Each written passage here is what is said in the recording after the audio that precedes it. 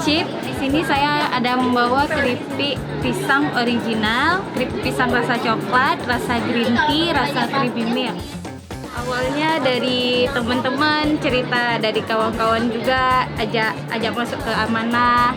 Awal mula kan kita perkenalan dulu sama kawan-kawan kayak mana di Amanah ini. Habis itu kami antar produk ke Amanah, buat antar tester, dan sudah dicoba lewat kurasi dan bisa display di Expo Bayangkara. Alhamdulillah dengan bantuan Amanah kita bisa display produk tanpa ada potongan, gratis, tanpa berbayar.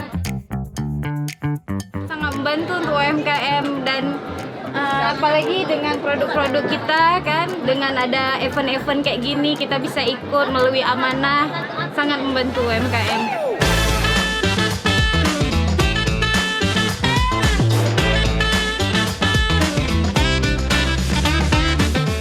Saya selaku pembina kerajinan di Sabang, di dalam Dekranasda Kota Sabang, melihat kegiatan yang dilakukan UMKM Amanah itu sangat berinovasi. Kami di Sabang bisa berbuat seperti ini, cukup menarik bagi kami, jadi kami akan giatkan juga UMKM kami bisa menjadi seperti ini. Alhamdulillah pengunjung kami semuanya, di rombongan mengucapkan terima kasih.